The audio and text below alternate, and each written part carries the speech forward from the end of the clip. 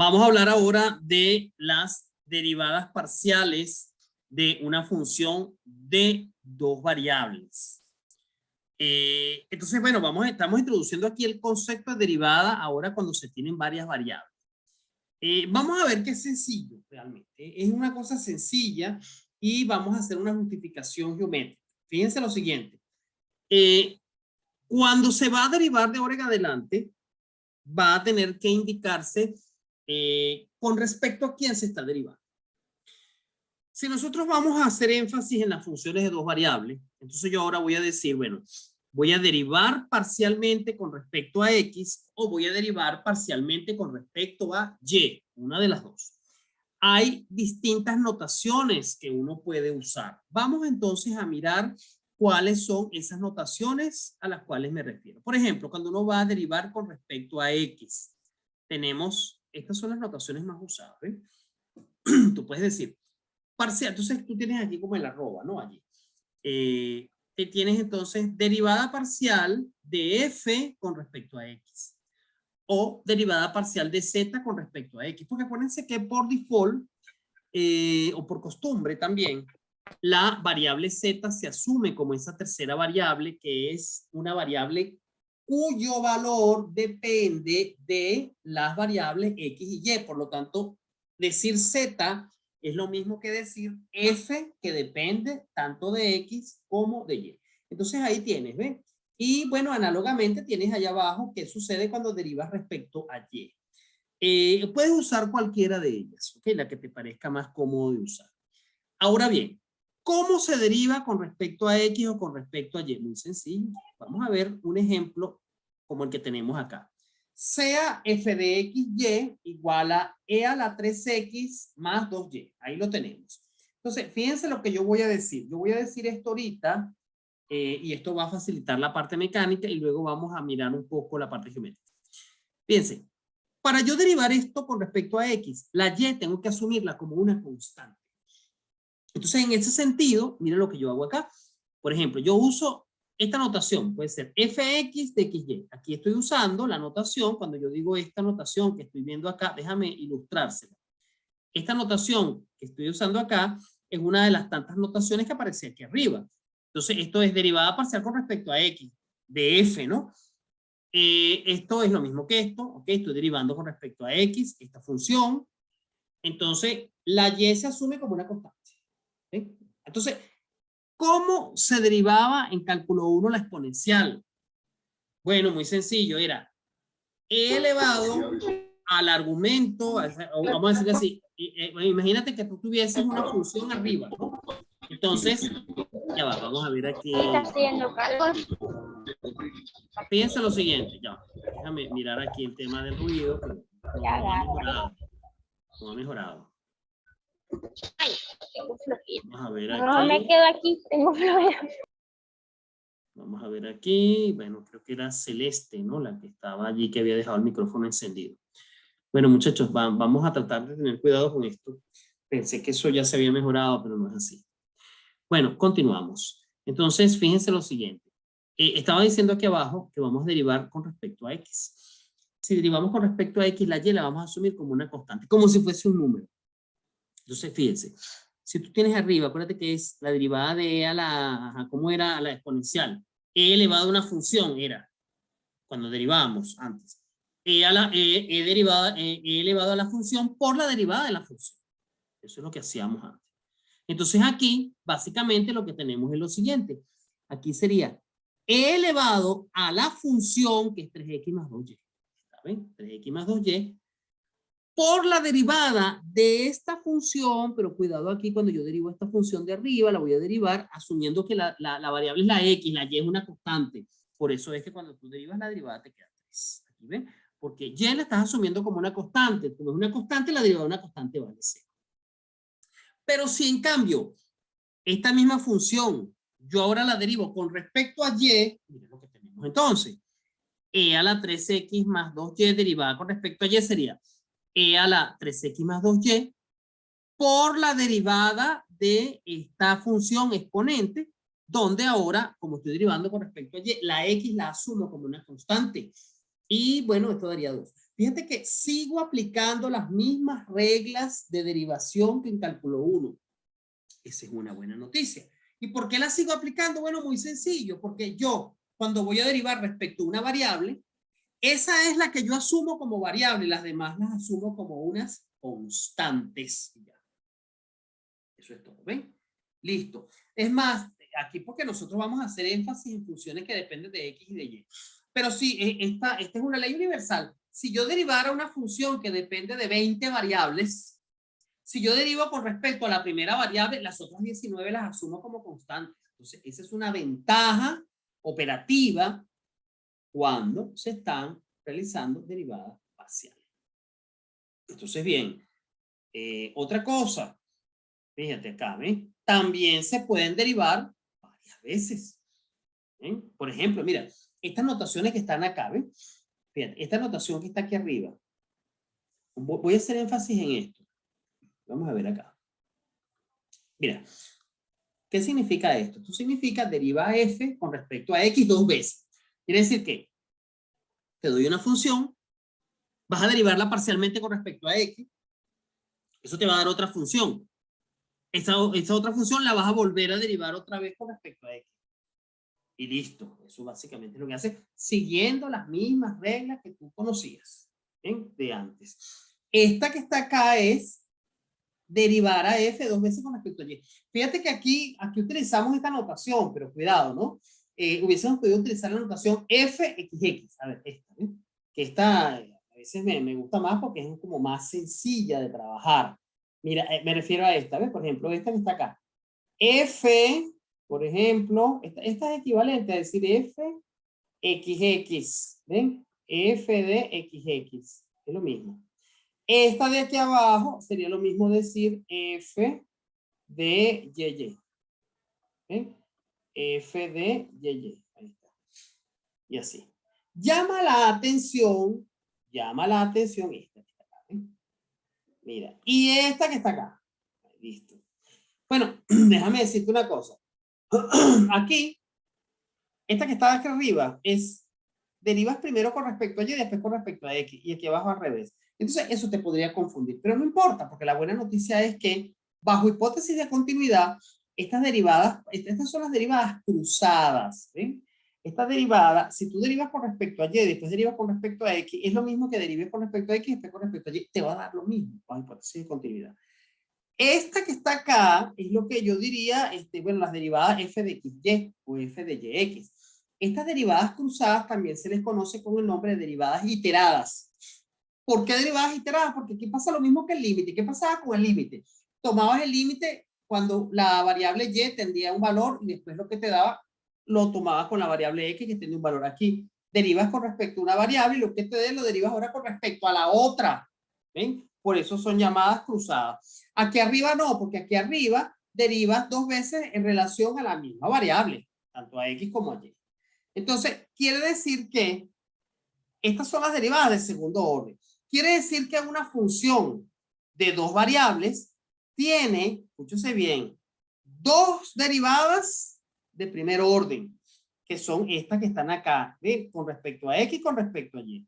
Y tiene 4 derivadas de segundo orden. Imagínate. Por eso es que después, y esto yo me voy a adelantar un poco a esto, por eso es que después aquí se va a hablar de lo siguiente. Vamos a ver por aquí. Aquí se va a hablar de este señor que se llama, así se denota, gradiente de f. ¿Ok? Gradiente de f es un vector, señores. Y ese vector está compuesto de las derivadas parciales. Usted coloca aquí la derivada parcial con respecto a x, la derivada parcial con respecto a y, ¿ok? Y listo. Eso es lo que tiene. Esa es entonces, ese se llama vector gradiente. El vector gradiente es el vector que resulta de colocar las derivadas parciales de una función. Si una función depende de 2 variables, ese vector tendrá 2 componentes. Si depende de 3 variables, tendrá 3 componentes y así sucesivamente. Y para las derivadas de segundo orden, como son 4, muchachos, vamos a tener que hablar de una matriz hessiana. ¿Ven? Entonces aquí vamos a tener que colocarlo así, una matriz por cuadrada, ¿no? 2 por 2 en este caso sería f de xx Aquí sería entonces f de xy, ¿ok? Aquí sería entonces f de yx. Y déjame decirte que si las derivadas parciales resultan ser iguales, esta resulta ser una matriz simétrica. Y hay propiedades para las matrices simétricas cuando eso se ve en álgebra lineal. ¿Sí? Me imagino que tuvieron la oportunidad. Les debe sonar por lo menos un poco eso. Entonces, ojo aquí. Esto que está aquí, que acabo de colocar, es el gradiente. Y esto que está aquí abajo es la matriz hessiana. Ahí lo tenemos. ¿Sí? Entonces, para que chequen eso ahí. Bueno, bien, aquí tenemos un ejemplo muy sencillo. Aquí está. Mira, sea f de xy igual a y por e a la xy. Ok, es una función sencilla. Bueno, vamos entonces a hacer las derivadas parciales. Comencemos. Derivada parcial, acá, vamos, fíjate, quiero que se centren acá el interés en ver cómo yo hago esto. Fíjate, vamos a la primera. Esta que está acá, decidí utilizar esta notación. Derivada parcial con respecto a x. Ok, entonces vamos a ver aquí. Recuerda que si es derivada parcial con respecto a x, la y se asume constante. Entonces aquí sería y que es constante por e a la xy derivado. E a la xy derivado sería e a la xy multiplicado por la y. Y como que hay otra y, aparece y cuadrado. Más nada. Acuérdate que la y es constante. Ahora, ¿qué vamos a hacer aquí? Vamos a hacer la derivada ahora, pero con respecto a y. Mira lo que me da. Entonces, si es con respecto a y, la y es variable y la x es la constante. Entonces, aquí se aplica la derivada de un producto. Entonces sería y derivado vale 1 por x, por e elevado a la xy sin derivar. Más. Ahora, aquí tendríamos que dejar la y derivar e a la xy, siendo la y la variable. Entonces sería e a la xy por la x. Entonces finalmente queda esto. ¿Sí? Esas serían las derivadas de primer orden. Si yo quisiera construir un vector gradiente, sería el vector que tiene dos componentes. La primera componente sería y cuadrado por e a la xy. Coma, la segunda componente sería e a la xy más x por y por e a la xy. Eso es todo. Eso es lo que tendríamos. Que resumido sería esto. Factorizado. ¿Eh? Ahora vamos con las derivadas de segundo orden. Aquí está. Mira, ¿esto qué significa? Bueno, esta es la derivada con respecto a x dos veces. Es decir, deriva con respecto a x y lo que te dé, vuélvelo a derivar con respecto a x. Eso es todo. ¿Sí? Entonces, eso te daría y al cubo por e a la xy. Tendrías tú que chequear. Ese es agarrar esta expresión que tenemos aquí arriba y volver a derivarla con respecto a x. Y se ve que es sencillo, por cierto, porque esta y es constante. Sería e a la xy por y. Y aquí tienes un y cuadrado que te queda y al cubo. Aquí sería agarrar esta de aquí arriba y volverla a derivar con respecto a y. Entonces, bueno, te queda un poquito más larga. ¿Está bien? Listo. Aquí la tienes. Y bueno, aquí no hice, bueno, me faltaron, ¿no? Las derivadas cruzadas también. Aquí no hice las derivadas cruzadas. Hubiese podido hacer las derivadas cruzadas, sería agarrar esto, que ya fue derivado con respecto a x, ahora derivarlo con respecto a y. Que debe dar igual a agarrar esto, que ya fue derivado con respecto a y, derivarlo con respecto a x, deben coincidir. Entonces ahí me faltaron fueron las derivadas cruzadas. ¿Sí? Listo. Bueno. Entonces, bueno, ahí justifica ese teorema 5.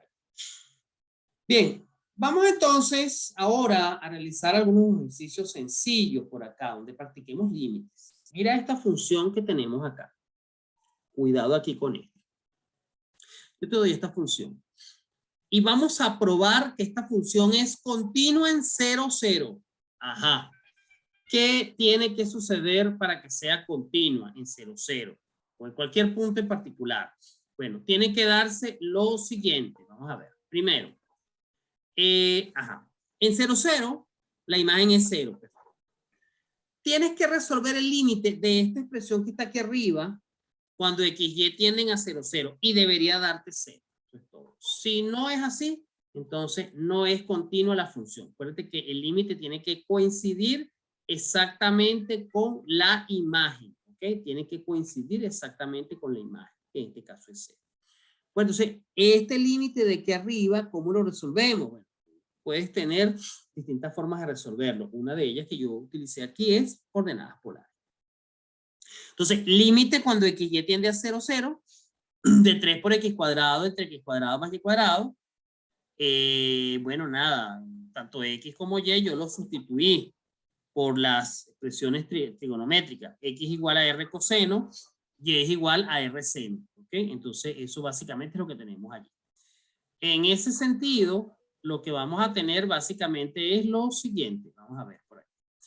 X al cuadrado es r cuadrado coseno cuadrado por r seno. Entonces, aquí se justifica el hecho de que haya un r al cubo por el coseno cuadrado de tita por seno de tita.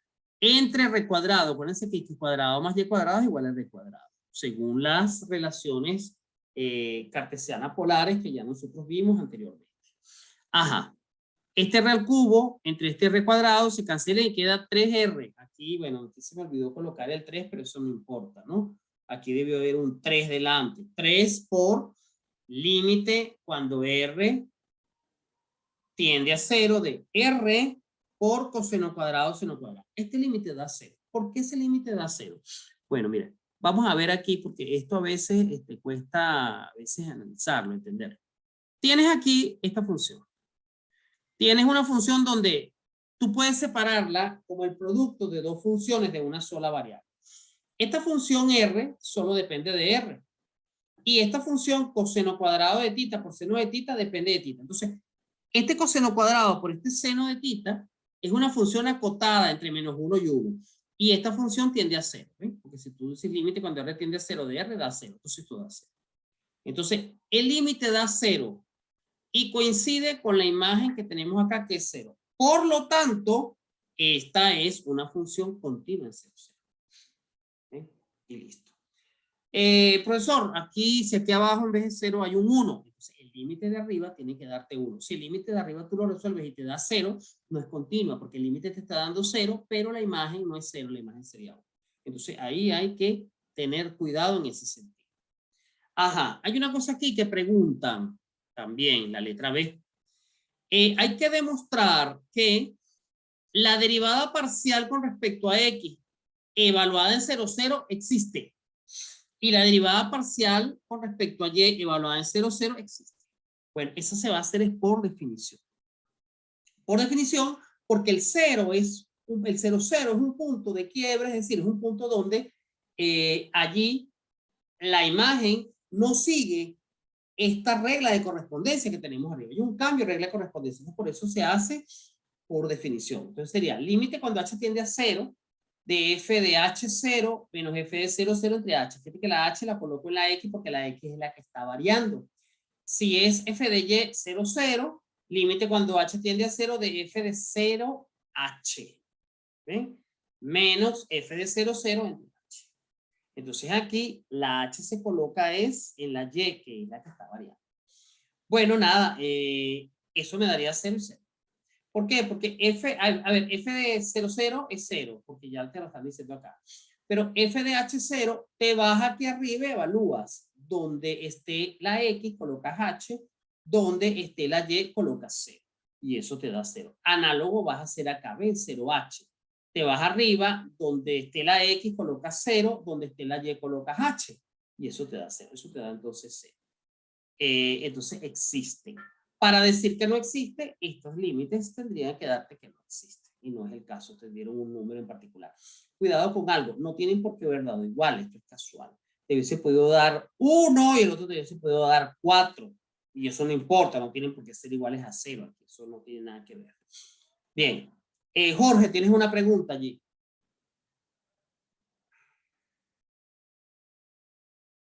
Ajá, pensé que tenía una pregunta, Jorge, por allí. Bueno, continuamos. Tenemos entonces acá que hay que demostrar que la derivada parcial con respecto a x no es continua en 0, 0. Entonces, ¿qué es lo que hay que hacer? Lo primero que hay que hacer es construir esta función, pero derivada parcial con respecto a x. ¿Cómo se hace eso? Sencillo. Vas a agarrar esta expresión que está aquí arriba y la vas a derivar con respecto a x. Eso fue lo que se hizo. Y si esto está bien, dio esta expresión. Entonces, bueno, esto es lo que tenemos aquí. ¿Ven? Listo. Y este 0 que está acá, ¿de dónde viene? Este 0 viene de lo siguiente. derivada parcial de x evaluada en 0, 0, da 0. Bueno, entonces este es el 0 que vamos a colocar aquí. Ya está. Entonces, esta es la función derivada parcial con respecto a x de f de x. Eso es todo. Entonces, aquí vas a hacer con esta función lo que aplicaste en el apartado A. ¿Okay? En el apartado A, porque fíjate, vas a demostrar que en este caso sería, hay que demostrar que esta función no es continua en 0, 0. O sea, que quiere decir que cuando calcules el límite o no existe, o el límite te va a dar un número, pero no va a ser 0. Entonces vas a hacer exactamente lo mismo que hiciste acá en el apartado A, calcular el límite. Pero ahora, por supuesto, de la expresión después de haberla derivado. Entonces vamos a ver cómo nos va aquí. El límite de XY tendiendo a 0, 0 de esta expresión. Entonces, bueno, nada, se decidió usar de nuevo coordenadas polares. La X es R coseno. Bien, la X es R coseno. La Y es R seno, pero la Y está elevado al cubo. Entonces sería R al cubo, seno al cubo de tita. Ya está. Entonces, bueno, por eso es que finalmente aquí queda R a la 4 por coseno de tita seno al cubo entre R a la 4. Fíjate que aquí tendríamos R al cuadrado elevado al cuadrado de 9. Entonces te queda R a la 4. Bueno, nada, entonces allí, mira lo que pasa allí con los radios, ¿no? Cancelado. Te queda 6 por coseno de tita, seno de tita, ajá, entonces esto es, digamos, no depende de esta variable del límite. Te queda 6 coseno por seno al cubo. Queda dependiendo de tita. Si queda dependiendo de tita el límite en coordenadas polares, bueno, entonces sencillamente ese límite no existe. Como el límite no existe, la función derivada parcial con respecto a x no es continua en 0, 0. Es importante destacar que si el límite sí existiera, pero no me hubiese dado 0, imagínate que el límite me hubiese dado 4, entonces igual la función no es continua porque no estaría coincidiendo con esta imagen que aparece aquí, que bueno, que en este caso la imagen es sencillamente igual a 0. Entonces, fíjate cómo aquí el trabajo con las derivadas parciales no es difícil. Es un trabajo mecánico y vuelven a activarse todas las leyes que tú viste en cálculo 1 cuando derivaste con una sola variable. Bien, muchachos, vamos a dejarlo hasta aquí. Mañana voy a tratar el tema de las derivadas direccionales. Escuchen bien lo que les voy a decir. De todas maneras, yo esto lo voy a decir por el grupo. Mañana miércoles, ok.